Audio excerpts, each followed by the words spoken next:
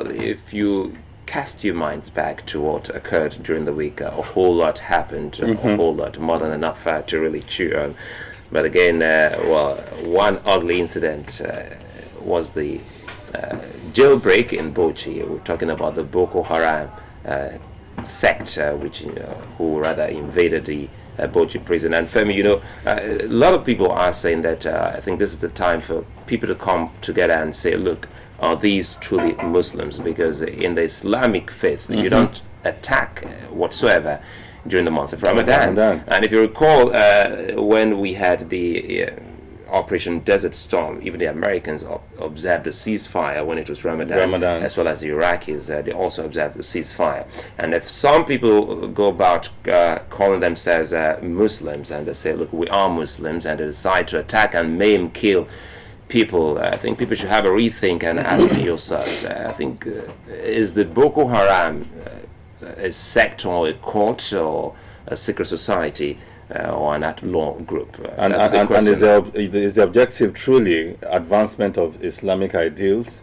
Those are questions that need to be answered. And like you said, Sulai, I think that it's beginning to get clearer and clearer that this group, they have other motives, social pressure groups, like some people have said, and perhaps political pressure groups. But the other dimension, that I also want to add is the dimension of the failure of intelligence. For this planning, the planning of this such magnitude to have taken place, and none of the security operatives is aware of it. As a matter of fact, it was said that it's been widely known around town that this attack was going to take place. And if a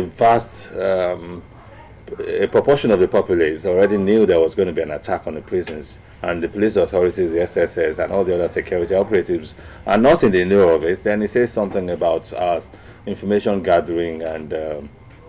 Well, no, Femi, if you look at it critically, there's this apathy within the people. When I'm talking about the people, I'm talking about Nigerians as individuals, as citizens. You recall one of the clip we got here on China television, an eyewitness or did confirm that he had people tell him in the mosque that, look, if you have a car, you have a vehicle, you have anything around you, please bolt away because we're about to attack. The apathy here is about giving information to the security operators, because a lot of Nigerians are really scared of doing that because in times past, some who are obliged to give such information end up being attacked, because you keep asking yourself, how did anyone, or how did the bad guys know I was the one who furnished the authorities with such information? But again, until the authorities erase all of that from the minds of people, I think we'll still be in a very big mess. Yes, and also added to that is the fact that the Boko Haram sect has been in existence for some time. The police authorities have complained about their activities for some time. So how about infiltration? That's what happens in every other clan.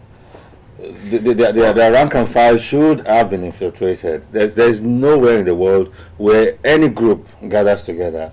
I'm talking about any group whatsoever, whether what they do is pro-society or anti-society, the security operatives show interest in what they do and they infiltrate their ranks.